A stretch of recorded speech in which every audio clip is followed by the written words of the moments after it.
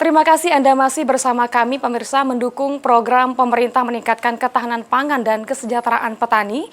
PLN Pusmanpro menggandeng inisiatif Zakat Indonesia atau IZI menyalurkan bantuan alat pertanian kepada kelompok tani di Kabupaten Pali.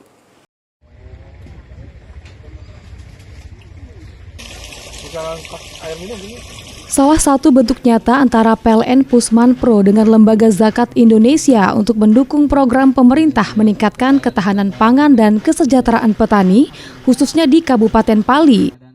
Kolaborasi strategis ini tidak hanya bersifat karitatif, tetapi juga produktif dan berkelanjutan.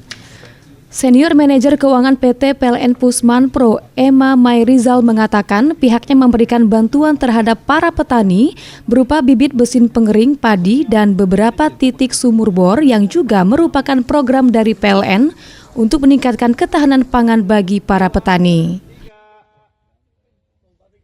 Memang salah satu program yang disarankan oleh PT PLN Pusat, salah satunya adalah program biasa terkait elektrifikasi agrikultur, bagaimana listrik bisa meningkatkan kesejahteraan sosial dan terutama dalam bidang pertanian dan pangan. Di sini kita secara simbolis tadi sudah kita serahkan alat penggiling penggiling padi, kemudian nanti rencananya akan ada sumur bor nanti akan dipasang di 10 titik untuk membantu pelayaran di sekitar sawah di sini. Sementara itu, Kepala Perwakilan IZI Sumsel Muhammad Zainuri mengatakan, ke depan para petani akan dibina serta diberi arahan agar nantinya tingkat kegagalan panen ditekan serta memperbaiki kualitas pertanian. Pendampingan kita akan intens dalam 1 tahun. Kita ingin meningkatkan produksi dan tujuannya tentu mensejahterakan petani. Pendampingan rutin akan kita laksanakan nanti 1 tahun ke depan sehingga nanti efeknya kepada kesejahteraan para petani.